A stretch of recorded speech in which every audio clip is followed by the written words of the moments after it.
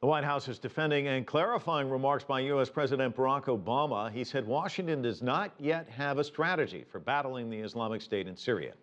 CCTV's Jim Spellman is in our newsroom. And Jim, you just heard from the British Prime Minister about the threat level there in the UK. How about here in the United States? Any changes? No plans at this point to raise the terror threat level here in the United States.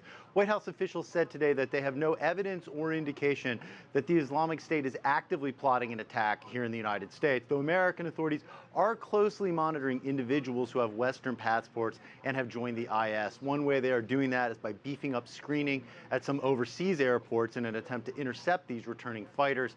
Meantime, U.S. officials are facing more calls to take action against the Islamic State fighters in Syria.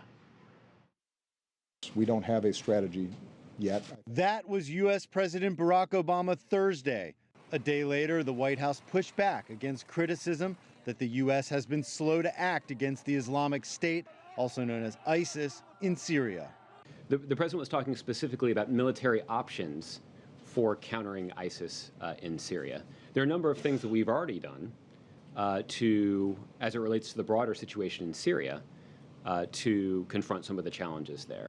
But the White House still says there are no plans in place for airstrikes like those the U.S. has launched in Iraq.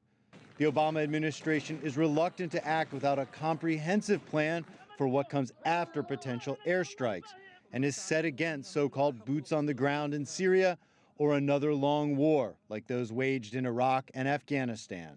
If we've learned nothing over 13 years of war, is you can't completely eliminate extremism anywhere through simply kinetics, through airstrikes alone. And so while we must be ready for that option, and we'll be prepared at the appropriate time to discuss those kinds of options with the commander-in-chief, that alone is not going to be the answer.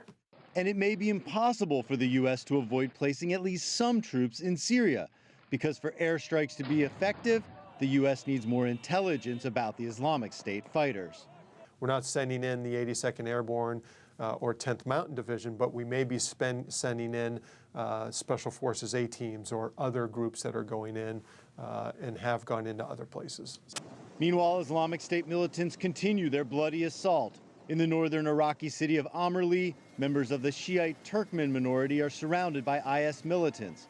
The U.S. is contemplating humanitarian airdrops there, and a newly released IS video shows captured Kurdish fighters before one is beheaded in front of a mosque in Mosul.